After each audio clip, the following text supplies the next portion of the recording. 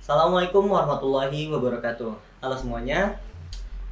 Sebelum ngobrol-ngobrol, buat teman-teman yang butuh cepat bagian dalam video ini, nah detailnya itu udah gue taruh di deskripsi supaya ya feel free lah kalian untuk skip-skip ke area yang kalian butuhkan. Oke, by the way ini video pertama untuk channel YouTube gue dan ya gue buat dengan serius tentunya. Jadi kayak gue butuh komentar dari teman-teman, kritik, saran dari teman-teman untuk perbaikan gue ke depannya. Oke, terima kasih. Nah sebelumnya untuk founder dan tim Bekam Mobile gue sampaikan terima kasih banyak udah mau gue liput dan wawancara juga. Dan maaf banget gue lama banget kerjain videonya. Kalau alasan tentu banyak banget ya, tapi ya semuanya cuma alasan. Kenapa gue ambil tema Tibu Nabawi di channel gue? Ya walaupun nantinya akan banyak tema-tema lain selain tema Tibu Nabawi ini, insya Allah gue usahakan. Nah, jadi gue ambil tema ini karena gregetan dengan banyaknya masyarakat sekarang belum tahu tentang Tibu Nabawi dan cenderung memilih jalan kesembuhan yang instan kayak tangannya bisa nekuk terus langsung operasi. Padahal menghilangkan bagian tubuh pastinya akan memberi efek ke kehidupan kita ke depannya. Nah, rata-rata juga hanya tahu soal Tibu Nabawi itu apa? Bekam. Udah. Padahal di Tibu Nabawi itu masih banyak terapi-terapi lain di dalamnya. Nah, kemudian ini catatannya untuk para muslim, bekam itu salah satu sunnah gitu. Dan gue juga banyak menemukan kalau mereka masih nggak mau bekam. Dan kalau menurut gue ya, bekam itu kayak salah satu hal yang harus kita pelajari karena itu sunnah. Nah, selain itu gue juga respect sih sama terapis-terapisnya. Ini kata salah satu terapis ya, kalau mereka itu nggak pernah berhenti belajar karena mereka ingin memberikan pelayanan terbaik dan mencari jalan kesembuhan yang minim efek sampingnya. Dan ya kita tahu kalau memperbaiki organ itu enggak seinstan, enggak sesimpel menyembuhkan luka luar seperti itu. Gue emang lihat kalau mereka tuh nggak pernah berhenti belajar, dimana mereka udah ikut pelatihan yang satu, mereka ikut pelatihan lagi, ikut pelatihan lagi. Dan pas gue tanya kenapa kayak gitu, padahal itu terapi yang sama. Kemudian katanya gini, di satu pelatihan saya sudah mendapatkan ilmu ini, di pelatihan yang lain lagi mungkin ilmunya akan sama tapi pasti akan ada perbedaannya. Seperti itu. Walaupun lokasi pelatihannya jauh ataupun bayar, mereka nggak masalah.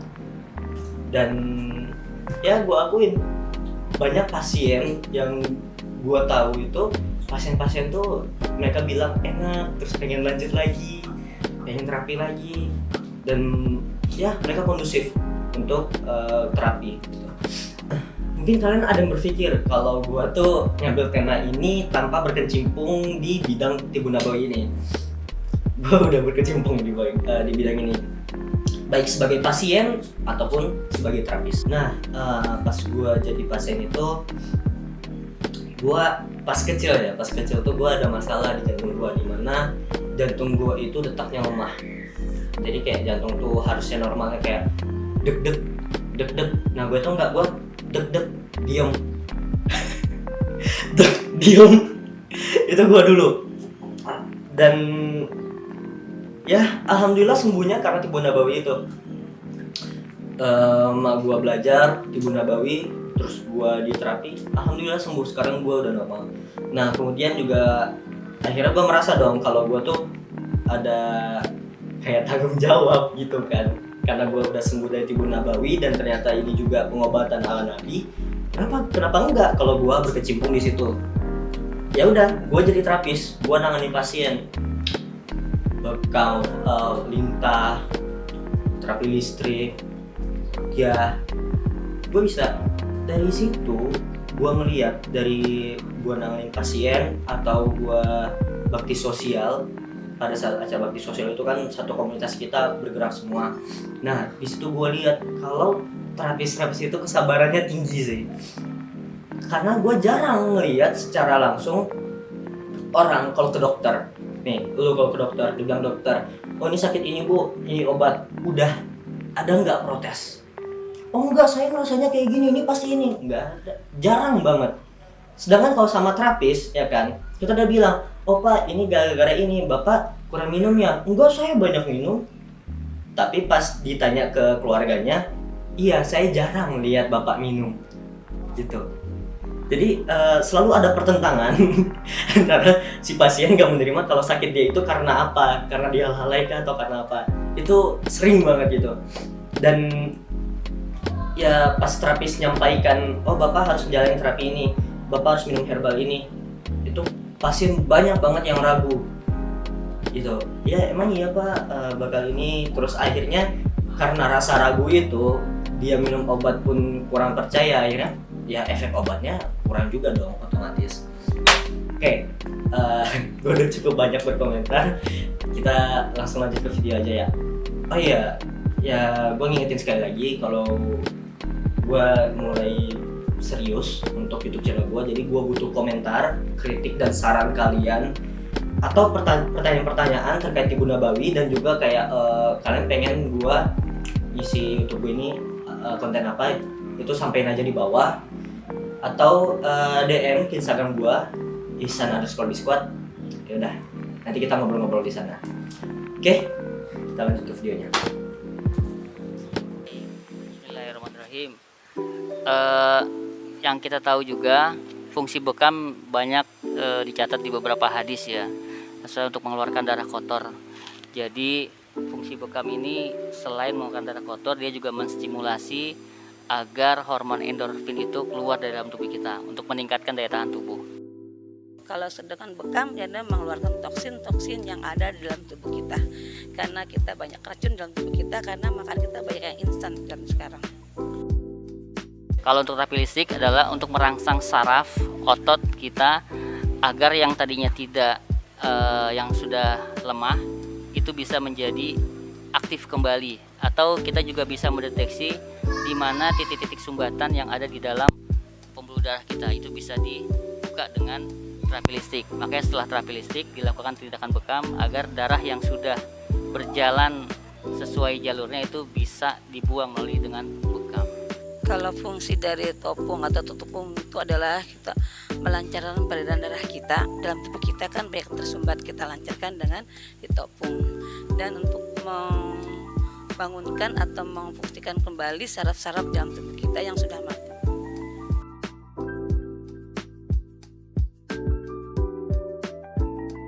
Tadi yang saya diagnosa di beberapa pasien, begitupun di beberapa masjid yang biasa kita adakan, yang paling dominan adalah permasalahan di tulang belakang. Mereka ada yang dislokasi tulang, faktor dari pekerjaan yang berat, itu yang pertama. Yang kedua, masalah di pencernaan atau di usus besar, itu yang lebih dominan karena masyarakat kita lebih cenderung pola makannya yang tidak teratur dan sembarangan. Itulah penyebabnya yang banyak keluhan di lapangan yang biasa kita adakan. Makanya perlu diperbaikan tulang belakang, habis itu dilakukan bekam agar usus-usus yang mampet itu bisa melebar lagi, dan bisa ada hormon endorfin yang bisa menghancurkan sisa makanan yang ada dalam usus tersebut.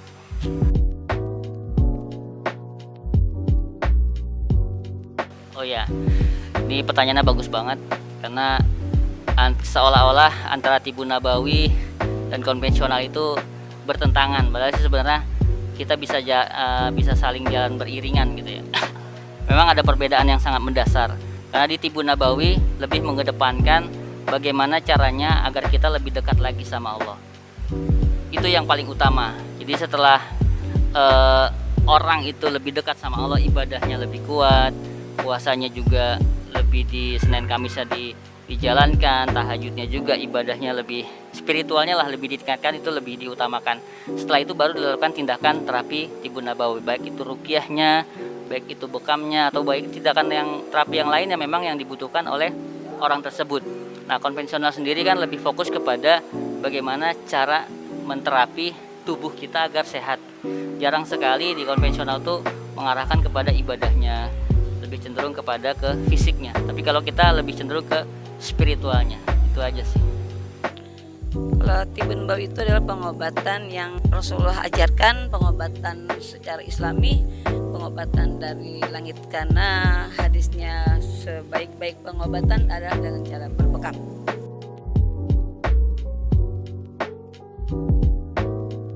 Seharusnya memang yang dilakukan oleh masyarakat yang harus didahulukan adalah Tibu Nabawi, Artinya dia harus minta dulu sama Allah. Berapa banyak masyarakat di lapangan ketika mereka sakit dia langsung berpikiran, oh obat ini, udah sakit pusing beli inilah langsung, tapi dia tidak minta dulu sama Allah, ya Allah sembuhkanlah penyakit hamba melalui ini.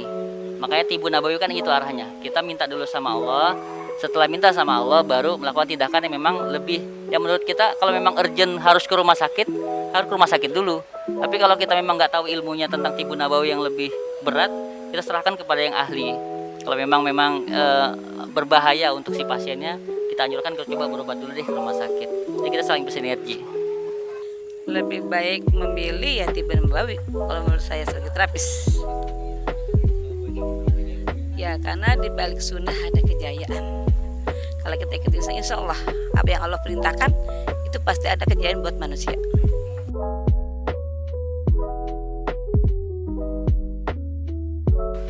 Kendalanya adalah kadang di lapangan kita menemukan banyak kasus-kasus berat dan kebanyakan juga masyarakat masih belum pada percaya.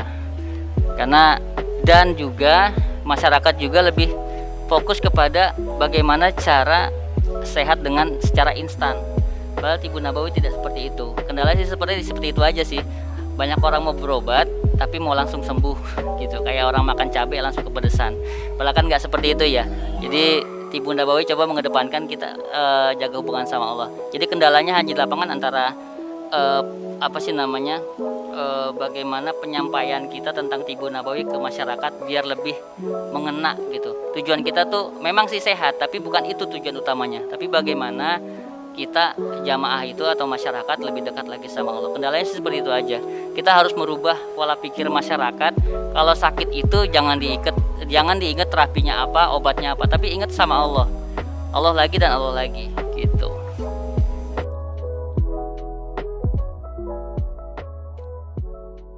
Siap. Tadi kakak sama ibunya udah terapi apa aja? Tadi di terapi bekam, ibu saya juga di terapi bekam. Oh, bekam, oke. Sebelum diterapi apa rasanya kak? Sebelumnya Pegel. kalau saya pegel juga sih karena kerja nunduk terus gitu kan, jadi rada kaku kayak gitu. Kalau ibu gimana? Ya enak sih, awalnya memang pegel, giliran ini agak enakan. Sebelumnya udah pernah kenal ke terapi bekam gitu? Atau ada terapi Tibun Nabawi yang lain gitu? Tahu aja sih, tahu tentang bekam. Saya juga udah pernah coba, cuman saya sendiri baru kali ini nyobanya. Oh gitu, boleh tahu kenapa nggak kak alasannya? Sebenarnya takut dia juga sih kan, lihat itunya juga ada jarum. Takut ngeliat darahnya. Oh, Apa ini aja sih takut, kalau saya takut perih rasanya aja sih, cuman penasaran juga pengen. Kalau setelah ini kira-kira mau nyoba lagi nggak kak? Setelah ini mau sih, soalnya Kalau ada lagi yang mau.